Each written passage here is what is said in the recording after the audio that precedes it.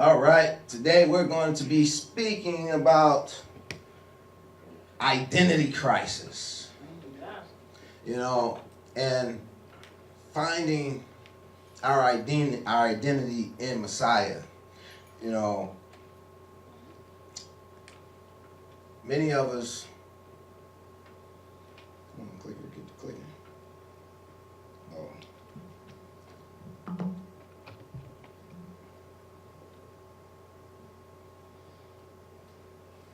Okay, there we go. Many of us, you know, really don't know who we are in Messiah. You know, or should I say what we are in Messiah. You know, many of us don't know who we are or what we are in Mashiach. You know, and some this question plagues some people. You know, it kind of plagued me.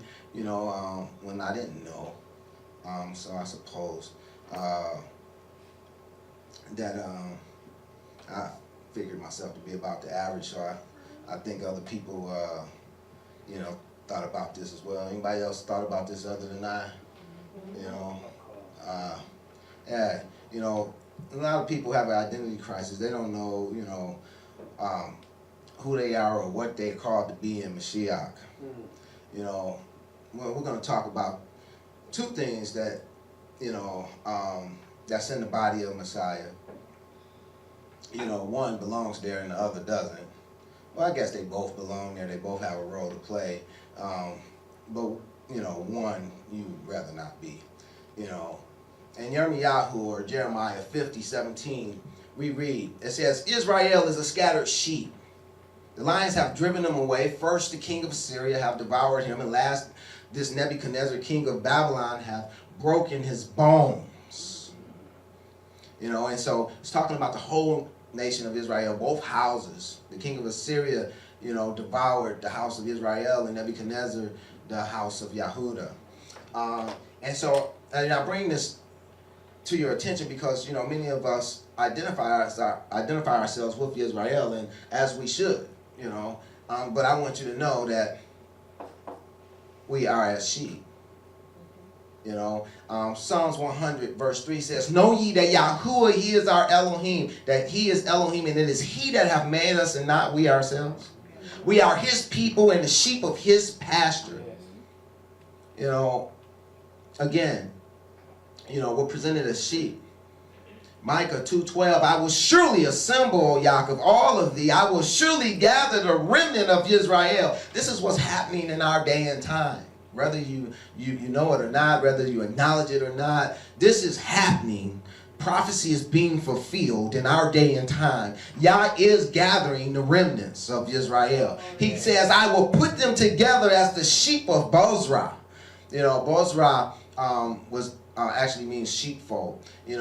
As the flock in the midst of their fold, they shall make great noise by the reason of the multitude of men. It's a lot of us.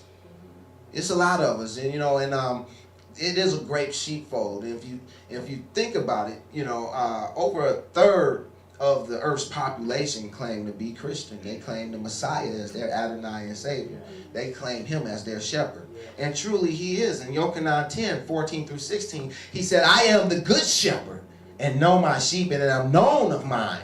As the Father knoweth me, even so know I the Father, and I lay down my life for the sheep." We just got finished singing about that. Amen. I lay down my life for the sheep, and other sheep I have which are not of this fold. He was speaking of the Gentiles. They were his other sheep that was not of the fold of Israel. But it goes on to say, them also I must bring. He's going to bring them into the fold of Israel. And they shall hear my voice, and there shall be one fold and one shepherd. Hallelujah.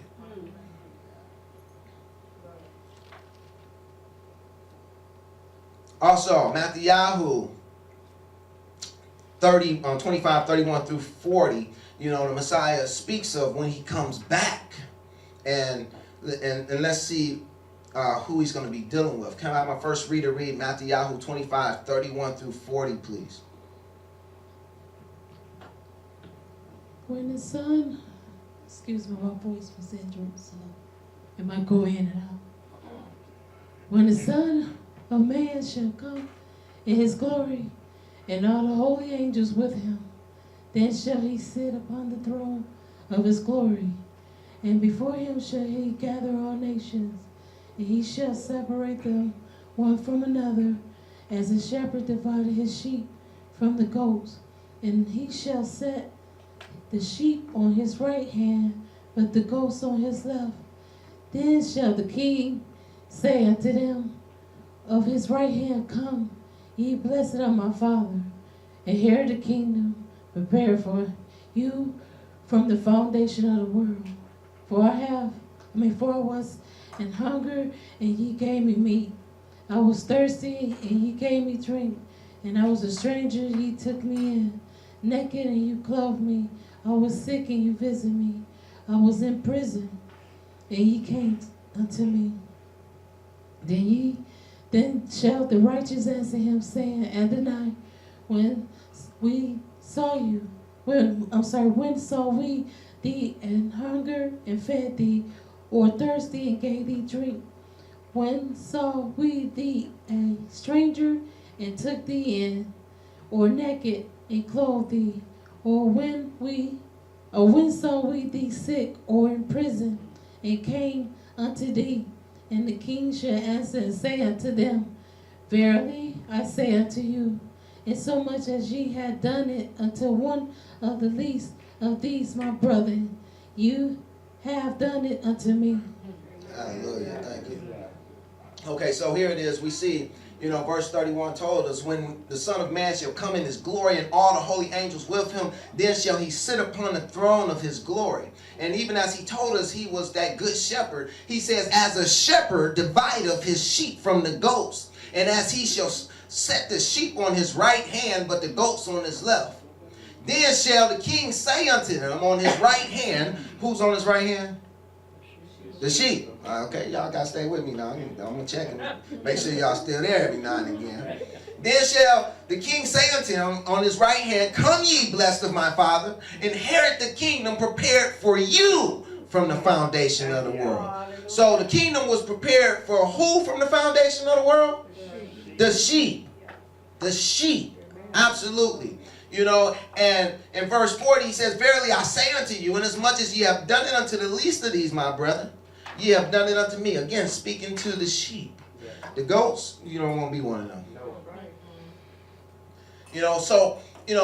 Again, I say, Psalms 100 verse 3, know that Yahuwah is Elohim. It is he who have made us, and we are his, and we are his people and the sheep of his pasture. We are called to be sheep. Yeah. Now, I hear a lot of people cracking on sheep, and, saying sheep this and sheep that, and they, like sheep, being a sheep is a derogatory thing. Well, I'm here to tell you, in the body of Messiah, you want to be a sheep. Right. Hallelujah. Hallelujah. You want to be a sheep because that's the reason he died. That's the reason he's coming back. He's coming back for the sheep.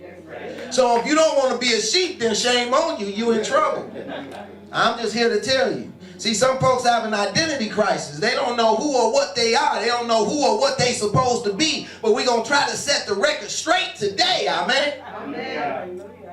So we're going to get into some sheep facts. Hallelujah. Because some folks don't even know what they supposed to be acting like. They supposed to be sheep, but they don't know the nature of a sheep, so they don't know how to act. So we're going to go over some sheep facts so some folks will know how to act. Amen. Sheep are typically timid and defenseless. They do not have strong teeth nor sharp feet to fight with. This is why they have a shepherd. Amen. That's what we even not only do we have a shepherd, we have a good shepherd. Hallelujah. Hallelujah. We have a good shepherd. And hence they are easily frightened and they have no fight or flight sense.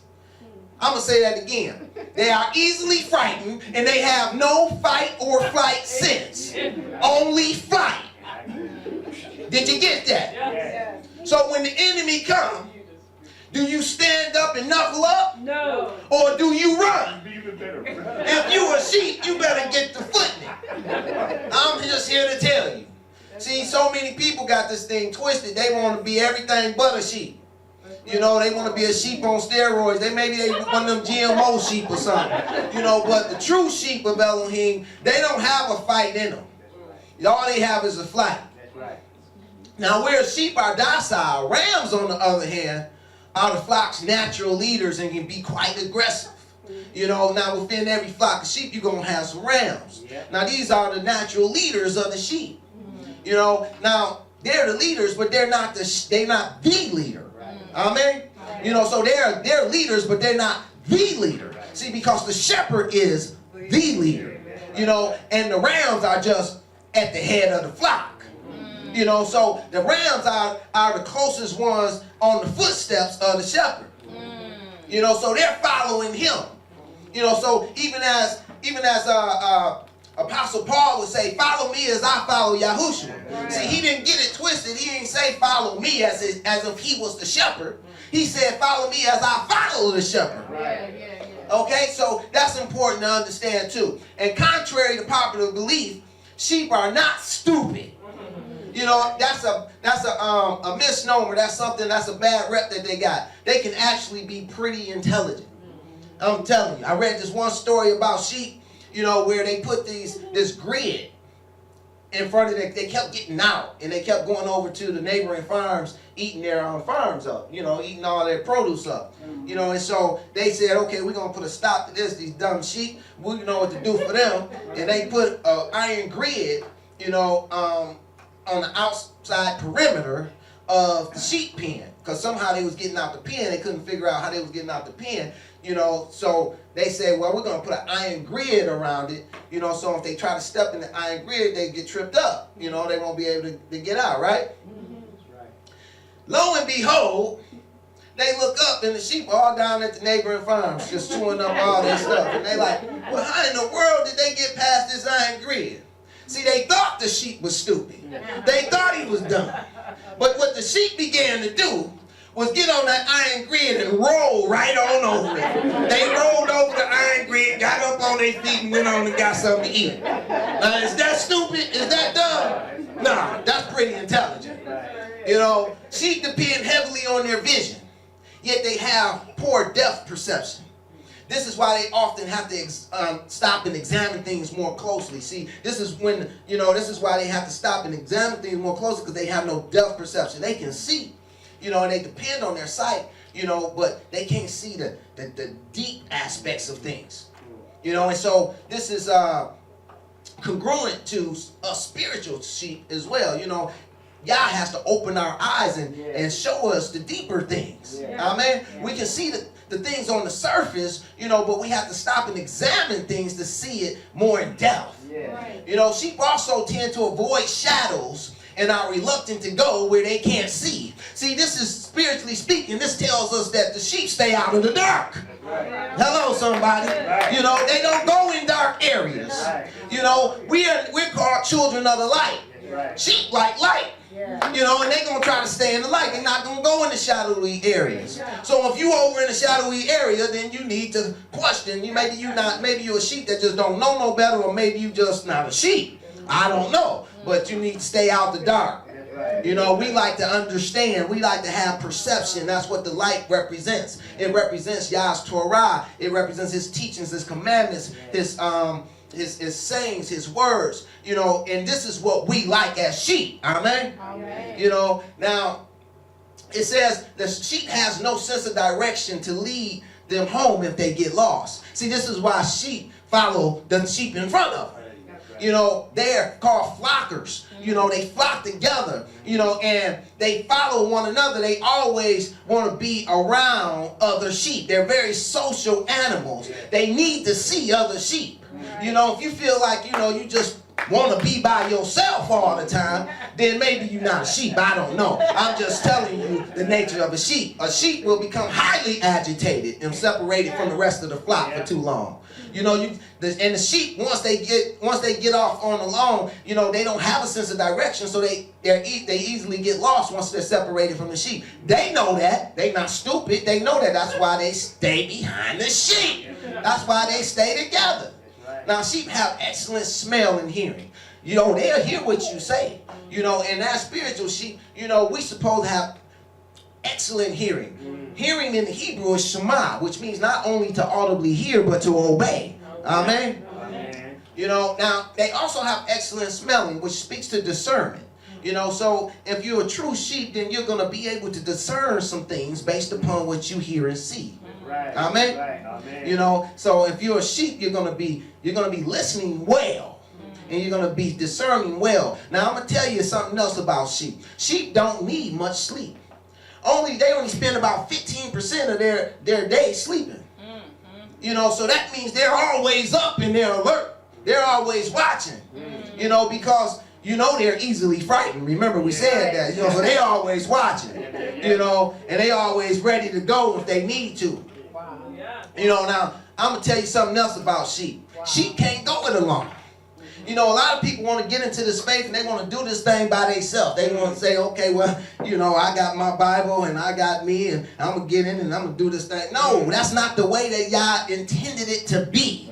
You know, sheep can't go it alone. They will not survive long in a while. For a lone sheep is vulnerable to attack. Maybe this is why Yahushua, even when he sent them out by twos. He didn't send them out alone. Why? Because he know they scare easily. He know that they'll be vulnerable to attack. You understand? So we're sheep. We need to start acting like sheep. Now, during the time Yahushua was sending forth his 12 disciples, he told them, in Matthew 10:16, he told them, he said, behold, I send you forth as sheep in the midst of wolves. Whoa, wait a minute. He said, I send you forth as sheep in the midst of wolves. Now, I want you to think about that for a minute. I want you to think about that for a minute. See, because oftentimes this gets overlooked. Did you catch what he said? He said, behold, I send you forth as sheep in the midst of wolves. Did you catch what he said? I don't think y'all caught what he said. No, I don't think y'all got it. He said, I sent you forth as sheep in the midst of wolves. He did not say, I sent you forth as wolves in the midst of sheep. That's right. If the sheep are in the midst of wolves, then who's the majority? Hello, somebody. Can you hear me now? He said, behold, I send you forth as sheep in the midst of wolves. He didn't say, I send you forth as wolves in the midst of sheep. The wolves are the majority. Now, there's some sheep in there, but they're surrounded by wolves. Can you see that? That's what he said. Did y'all get that from first off? Don't be just patronizing me. You know? Be ye therefore wise as serpents and harmless as doves. We're going to get back to this later. You know, now, also during the time Yahushua was sending forth his 70, you know, he sent forth 12 2 by 2, right? But he also sent out 70, right? Right. Now, this is what he told them during that time when he was sending them out. This account is found in Luke 10, 1 through 3. It says, after these things, the Adonai appointed other 70 also, and sent them 2 and 2 before his face, into every city and place whither he himself would come. Therefore said he unto them, the harvest truly is great, but the laborers are few. The laborers are few. The laborers are who? Few. They're few. And what kind of animals are they? Sheep. They're few. So they're in the midst of wolves, right? Remember, never forget who the majority is. Pray ye, therefore, to Adonai the harvest, that he would send forth laborers into his harvest. Verse 3, go your ways. Behold, I send you forth as lambs among wolves. Did you catch that? Did you catch that? Yes. All right, well then what's the difference betwixt what he told the apostles versus the 70? All right, somebody's on it. He said lambs. He called the apostles sheep. Right. What's the difference betwixt a lamb and a sheep? Lambs are babies, absolutely. You know, the disciples were sheep. You know, they were grown folk. You know, they were grown sheep running around there. All right, now, I ask you, where do you think all these wolves went? We don't read of any mass extermination of the wolves was in Scripture. So where did they go? And more so, where are they today? Don't you know that we're in the midst of wolves? Yes. us sheep are in the midst of wolves. You better get this. You better get it. I'm telling you. I'll tell you where they are. They're right in the very same place they were during Yahshua's time. That's right. And that's right in the midst of Yah's people. Or should I say Yah's people are unfortunately still in the midst of them. Never forget what the majority is. Now, in case you didn't know or you needed a reminder, this is what wolves do to sheep. That's not a pretty picture, is it? But that's what wolves do to sheep. Now that you know what wolves do to sheep, I got a question for you. Who's afraid of the big bad wolf? You know, it's natural for sheep to be afraid of the wolf. You know, but in Yah, we don't, you know, I don't want us sheep to be afraid. You know, Yah doesn't want us sheep to be afraid. See, why shouldn't we be afraid? The reason being is because we have a good shepherd. Right. If we just had a hireling, then yeah, you got something to be afraid about. Because the wolf might be able to come in and steal you, you know. But if we got a good shepherd, then we don't have to worry. Yochanan 4:4, 1 Yochanan 4:4 says, "Ye are of Elohim, little children, and have overcome them, because greater is he that is in you than he that is in the world." Psalms 34:4, "I sought Yahweh, and he heard me and delivered me from all my fears." 2 Timothy 1:7, "For Elohim have not given us the spirit of fear." That's a good reason not to be afraid, right? "But of power and of love and of a sound mind." Never forget that, of a sound mind. That's not to say an unsound mind. That's not to be on, you know, say, you know, a mind of, you know, that's bipolar, that's, you know, unstable man, you know, a man that, how the saying go? Yes, a double-minded man is unstable in all his ways. Hallelujah. That's not what you want to be. You want to be of a sound mind. Right. You know, Yeshayahu 41:8-11 says, "But thou, Israel, are my servant. Yaakov, whom I have chosen, the seed of Abraham, my friend. Thou whom I have taken from the ends of the earth, called thee from the chief men thereof, and said unto thee, Thou art my servant. I have chosen thee and not cast thee away." Hello, those of us of Israel that are sheep, he has not cast us away. "Fear thou not, for I am with thee. Be not dismayed, for I am thy Elohim. I will strengthen thee, yea, I will help thee, yea, I will uphold thee with the right hand of my righteousness. Behold, all they that were incensed against thee shall be ashamed and confounded. They shall be as nothing, and they that strive with thee shall perish." Hallelujah. You know, that's why we don't need to be afraid. We don't need to be afraid. But Scripture does tell us to beware. Hallelujah. Hallelujah. Scripture tells us to beware of wolves in sheep's clothing. You know, what does it mean to beware? It means to be cautious and alert to the dangers of. See, because if you're not bewaring the wolf, then that's not very smart. You know, that's not very savvy of you. You know, you ought to be cautious and alert to the dangers of the wolf, because the wolf is a real deal predator. The wolf is not nothing to toy with. And when he gets hold of one of us sheep, it's not a pretty sight, as you saw. Amen? Right. So we need to beware. So in order to beware, we're going to learn about the wolves too. You know, because we need to beware, that is to be cautious and alert of the dangers of the wolf. So if we don't understand the wolf, then we're not going to understand what we should be cautious and alert to. Amen? Make sense? All right, so let's get into these wolves. Now, first of all, wolves are found all over the world. Yeah, just like the sheep are found all over the world. The wolves are found all over the world and on almost every major continent of the earth. Although savage and bloodthirsty, wolves are among some of the smartest and most perceptible mammals. Did you catch that? Yes. They not dumb, y'all. No. You know, and you know, oftentimes they smarter than a sheep.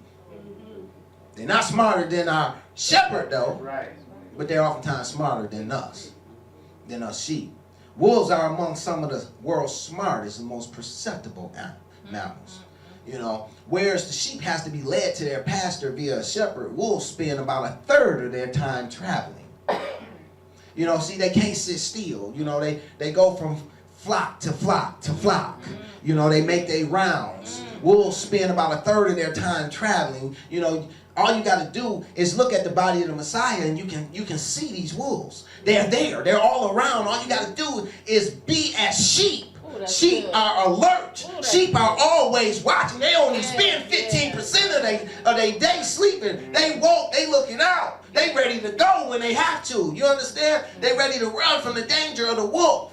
That's not to say to run from their flock, but from the danger of the wolf. They don't never leave a flock because they know when they leave a flock, they're vulnerable. Because outside the flock, the shepherd is not. Right. Outside of the flock, they're easily lost.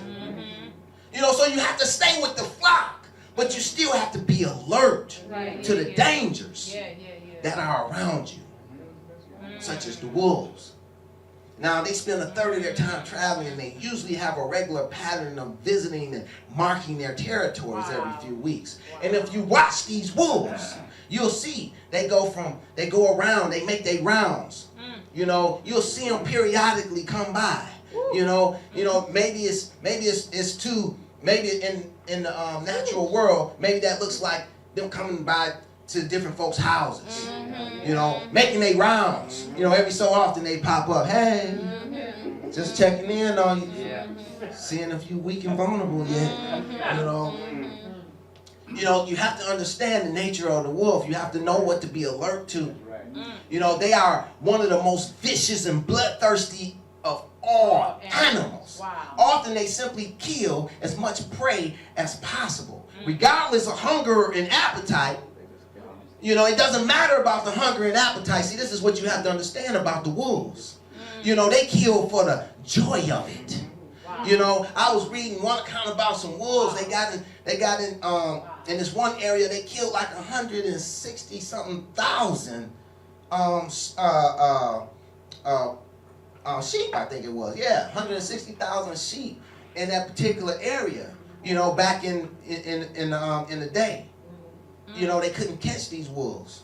You know, and they just kept killing the livestock, killing them and killing them and killing. They wasn't even eating them. They just eat one or a part of one, and they just kill them just for the joy of it. This is what we dealing with wolves. See, Yah didn't say he sent us amongst wolves for no reason. You know, he said that he chose wolves outside of lions or hyenas or tigers or what have you for a reason, because he wanted us to understand their nature. You know, he wanted us to understand what we're up against. You know, so now, regardless of hunger and appetite, they're going to kill anyway. If it's opportune, then they're going to do it. Now, this is done, the way that they usually kill is by hamstringing their prey.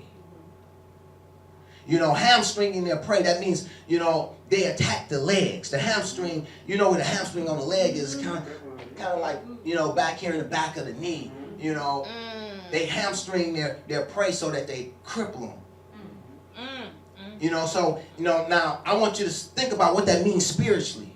The wolves, they will attack your walk. They will come and say, hey, look, brother so-and-so, you know, this where you messing up at. You know, your walk not right. You know, they're going to attack you. They're going to attack you in your walk.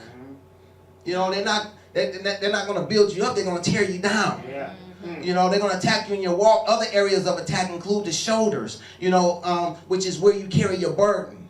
Oh, you slipping. You supposed to be doing this, that, or the other. You know, first they're going to attack your walk, tell you what you're not doing, or what you're doing wrong. And then they're going to attack your shoulders where you carry your burden and tell you what you're not doing. You know, you're doing this wrong, and you're not doing that. And then and another place they like to attack is the nose, which is your discernment. You know, even though you sheep and you supposed to have good discernment, you know, they're going to do the Jedi mind trick on you and make you think you don't have good discernment. And cause you to be, you know, to be saying right is wrong and wrong is right. You know, so we have to understand how they attack. You know, so they attack the walk, they attack the things that you're doing wrong, they attack what you're not doing that you should be doing, and they attack your discernment. Now this leaves them helpless and unable to move. You know, once they cripple you, now you're helpless and unable to move. Now they know what your shortcomings are. They can come back and they can eat and tear at you whenever they want. You know, now that they got you crippled, you know, we don't got to worry about him. Whenever they come back, they know that you're going to be there. And they keep tearing at you and tearing at you. You know, they some ravenous creatures. Now this speaks to why wolves primarily prey on those that are young or elderly, sick or injured. You know, and weakened or unfit, even because they can always find something wrong with them. They can always find, see, that's why they attack the young or elderly, the sick and injured, and the weak and unfit, because it's easy to get to their hamstrings. It's easy to point out, you know, how their walk isn't right. It's easy to point out what they're not doing. It's easy to point out their discernment. They don't know no better. You know, because they're sick or they're injured, they're weak or unfit, or they're young or they're elderly. Now, in each pack of wolves, there's a specific order of rank. It's not anarchy within their pack. You know, there's a specific order of rank and a well-developed social system. The highest ranking is dominant to all others and directs the pack's activities. You know, they always have a dominant one. You know, so if you're dealing with a pack of wolves, if there's a pack of wolves within our midst, you know, then you can see who's the dominant one. You know, the pack is very family oriented. They're very family oriented, and there are strong bonds of attachment within each pack. They're very loyal to one another. You know, so you have to understand that. So if you're a part of the flock and you're looking out and you're a sheep, you're looking out for these things, so that you can tell where the wolves are. Right. Amen? Amen? Now, in a pack, it's important that the dominant wolves are easily distinguished from the submissive ones. So it's usually easy to figure out who the dominant one is. The dominant wolves decide when the pack will travel and hunt, and normally are the first to eat at a kill. So what does that look like spiritually with us in our walk? They're the first ones to put their mouths on someone else.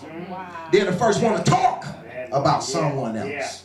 You know, they're the first ones to gnash and put their teeth and put their mouth on somebody else's business. Amen.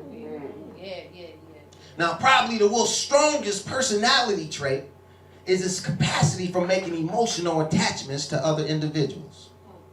I'm going to say that again. Probably the wolf's strongest personality trait is its capacity for making emotional attachments to other individuals.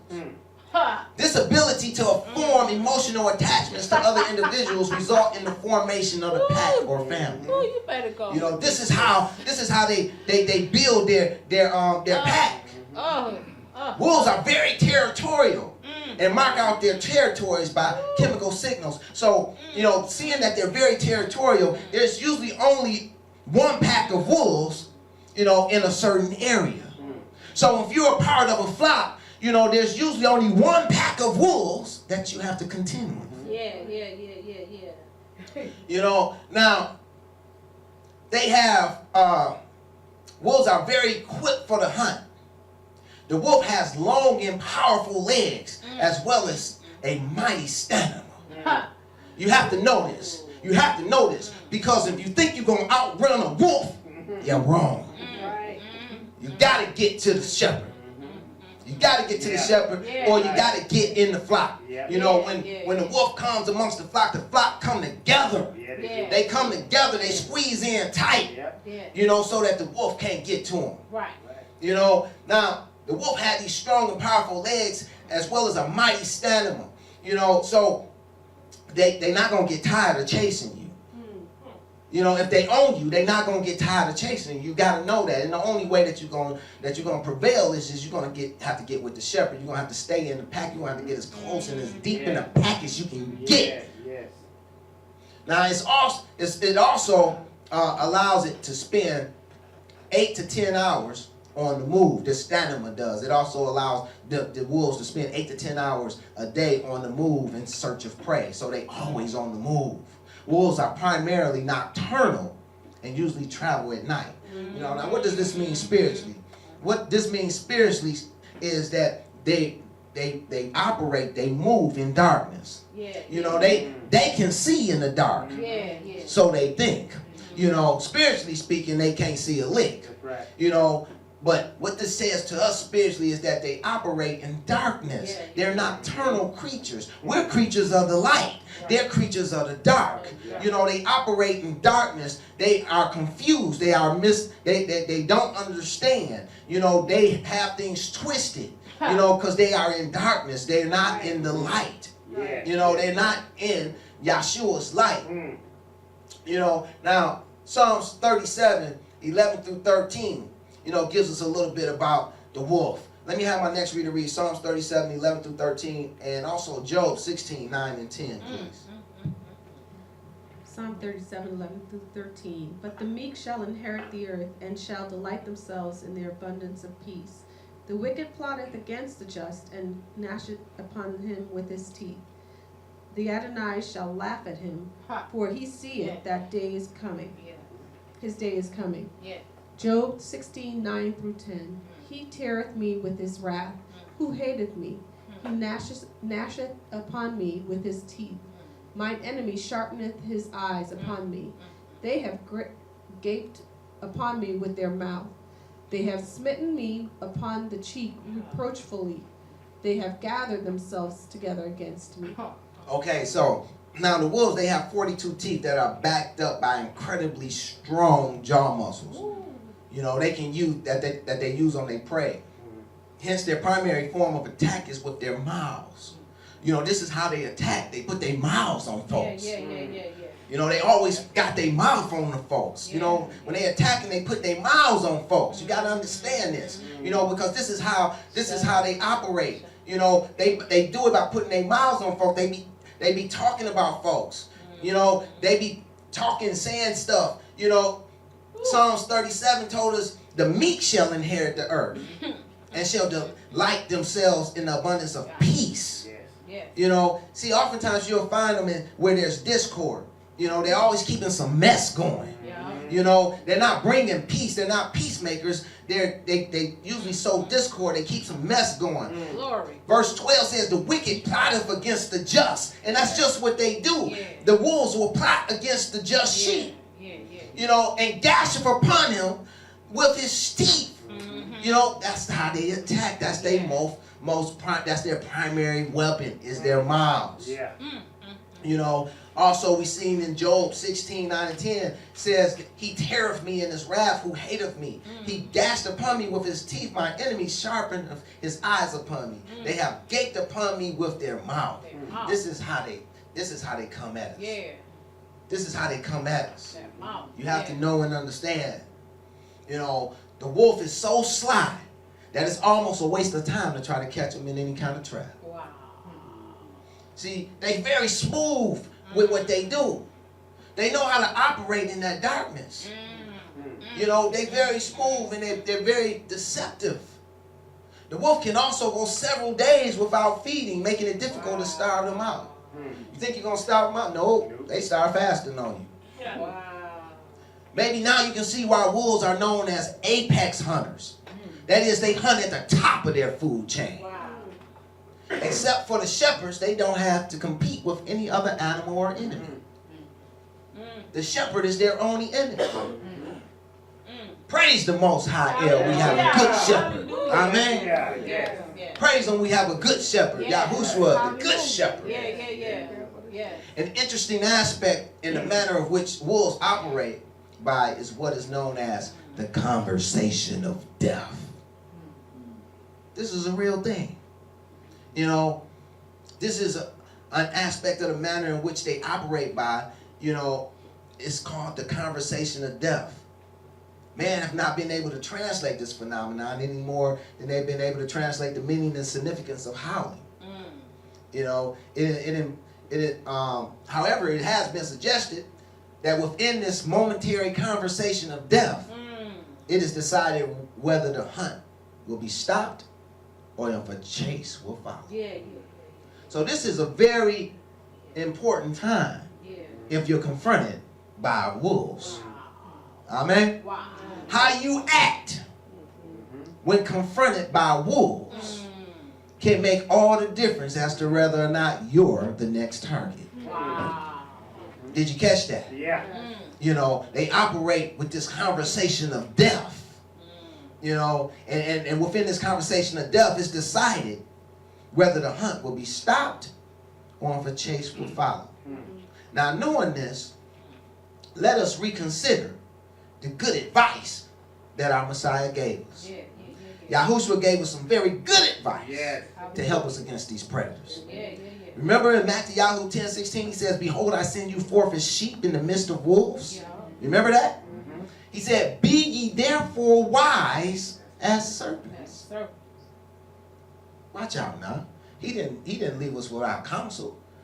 He gave us something that's going to really help us. He said, be ye therefore wise as serpents. So it behooves us to understand how a serpent might be wise. Amen? Amen. So we're going to look into some serpents too. Yeah, I thought that the name is Animal Farm. But, you know, did you know that serpents are deaf to sound carried by air? Did you know that serpents are deaf to sound carried by air?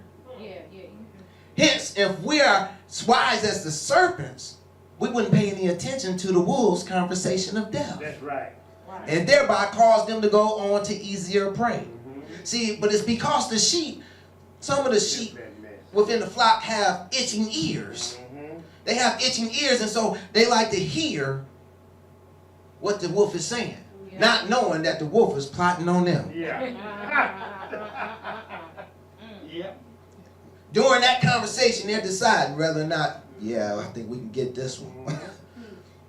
Seeing that the serpents are deaf to sound carried by air, they also pay no attention to the threats of the tongue. They don't pay no attention to the threats of the tongue. You know, when they start talking about what they're going to do to somebody and this, that, and the other, the serpent is wise. You know, he can't even hear that crap. You know, he pay no attention to it because he can't hear it. I'm not hearing you. I'm not hearing you. I don't hear you. Remember you as kids, you were like, I'm not hearing you. You know? Yeah, you need to pick that back up. You know, you need to bring the childhood back. You know, pick that back up. You know, did you know that a snake's eyes are always open, even when he's asleep? And any sudden movement or flash will awaken him? See, that's how we supposed to be wise as serpents. You know, our eyes are supposed to always be open, always be on the lookout for the enemy. Any flash, any movement. Hey, what was that? Was that a wolf? Did you see that? Yes, snakes' eyes are always open, even when they're asleep. You know, snakes are very patient. They don't jump at everything they see. See, that's the problem with some sheep. They just want to jump at everything they see. You know, everything they see, everything they hear, oh, let's go check that out. Only when something is within range does he attack. They often wait for hours and even days for their food. See, and that's what some of the sheep need to be wise as serpents in. You know, need to be patient and wait for your food. The shepherd is going to feed you. He's going to lead you to green pastures. You know, but sometimes you have to hurry up and wait. Yeah, sometimes you have to hurry up and wait. You know, be wise as the serpent. Sometimes, a lot of times they have to wait for hours and even days for their food. Now, Matthew 10:16 also told us not only to just be wise as serpents, but also harmless as doves. Now, doves don't go around putting their mouths on anyone or anything to bring about harm. You know, doves are harmless, truly. They don't put their mouths on nothing to bring harm. In fact, their diets are made up of mainly seed. You know what us doves and Yahshua eat? The sorrel. We eat the seed, which is the word of the kingdom. Amen? Yes. You know, that's what we try to fill up off of. You know, the wolves, on the other hand, try to fill up off the sheep. Now, Acts 20, 28 through 30 says, take heed, therefore, unto yourselves and to all the flock over which the Ruach HaKodesh have made you overseers. This is for my ecclesia in here. You know, take heed, therefore, unto yourselves and to all the flock over which the Ruach HaKodesh have made you overseers to feed the church, the ecclesia of Elohim, which he hath purchased with his own blood. For I know this, that after my departing shall grievous wolves enter in among you, not sparing the flock. Also of your own selves shall men arise, speaking perverse things to draw away disciples after them. See, this is their whole plot and plan. You know, they knew, the apostles knew that they were going to come, that the wolves were coming. They knew that they were there and that they was going to constantly keep attacking. You know, they speak perverse things. That's one of the ways you can tell. You can tell them they put their mouth on stuff. They put their mouth on stuff they don't have no business putting their mouth on. Right. You know, they speak perverse things. Why? Why do they do this? To draw away disciples after them. Yeah, they try to make some more wolves. False prophets. Ravenous wolves in sheep's clothing. You know, a lot of times they portray themselves as sheep.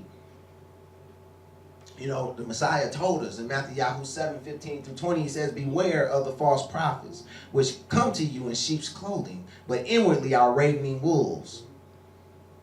Well, how can we know, Father? How can we know? Verses 16 through 20.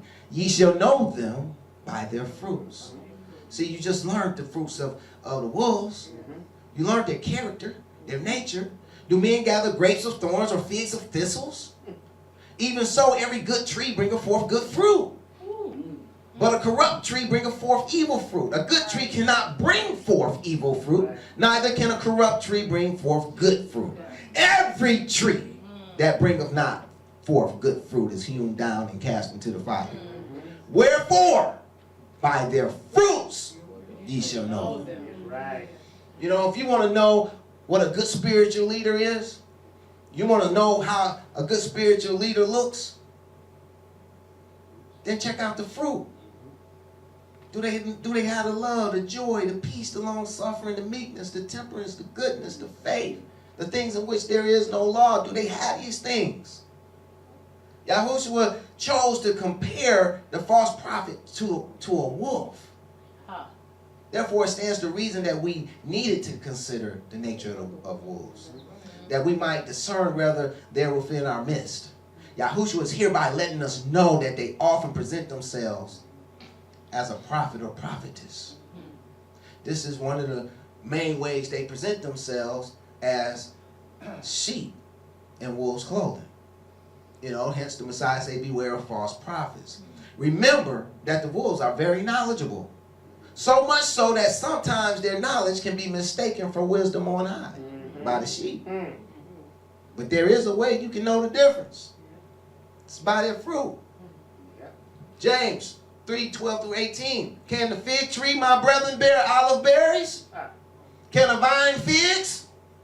So can no fountain both yield salt water and fresh. Who is a wise man and endued with knowledge among you? Let him show out of a good conversation his works with meekness and of wisdom. So this is one of the ways that you can tell if the wisdom that the person has is from on high or not. You know, what's coming out their mouth? Good fruit don't come out of a bad tree, and bad fruit don't come out of a good tree. Hence we see, he says, let him show out of a good conversation his works with meekness of wisdom. But if ye have bitter envying and strife in your hearts, glory not and lie not against the truth. Stop lying. Don't lie against the truth. But if ye have bitter envying and strife in your hearts, well, how can we know if they have bitter envying and strife in their hearts? Well, Yahshua told us, out of the abundance of the heart, the mouth speaketh. So if they put in their mouth on bitterness or envy or strife, then you know what you're dealing with. Now, this wisdom descendeth not from above, but is earthly, is sensual, is devilish. Recognize the wolf that you're dealing with before the conversation of death go the wrong way. For where envying and strife is, there is confusion in every evil work. See, and this is what they oftentimes bring in the midst of the flock. They bring confusion because of their envying, and they bring strife. But the wisdom that is from above is first pure, then peaceable, gentle, and easy to be entreated, full of mercy and good fruits, without partiality and without hypocrisy. This is how you can know what you're dealing with. This is how you know who's who. Do you hear bitterness coming out of their mouth?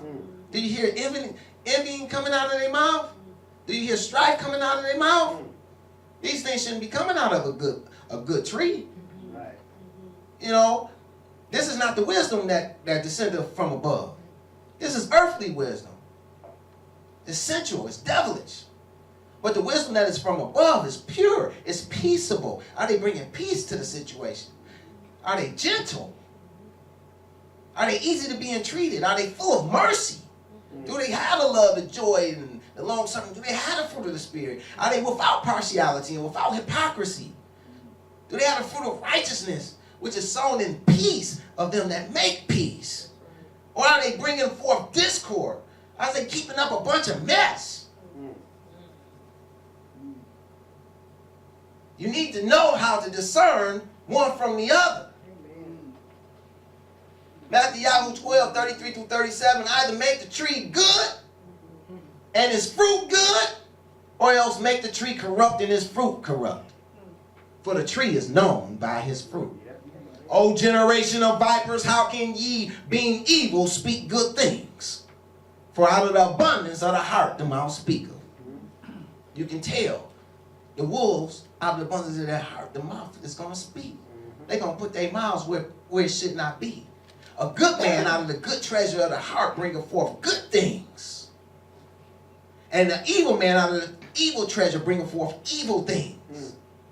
But I say unto you, that every idle word that men shall speak, they shall give account thereof in the day of judgment. For by thy words thou shalt be justified, and by thy words thou shalt be condemned. So Philippians 4 through 8. Rejoice in Yahushua always. And again I say rejoice. Let your moderation be known unto all men. Adonai is at hand. Be careful for nothing, but in everything by prayer and supplication and with thanksgiving let your requests be made known unto Elohim. And the peace of Elohim, which passeth all understanding, shall keep your hearts and minds through Messiah Yahushua. How do you know if the peace of Elohim is keeping their hearts and minds? Even by what's coming out of their mouths, because out of the abundance of the heart, the mouth speaketh. Right. Finally, brethren, whatsoever things are true, whatsoever things are honest, whatsoever things are just, whatsoever things are pure, whatsoever things are lovely, whatsoever things are of good report, not bad report, good report. If there be any virtue and if there be any praise, think on these things. So if that's what's in your heart, that's what's going to come out your mouth. So I leave you with this. Which one are you? That's all I have for you today.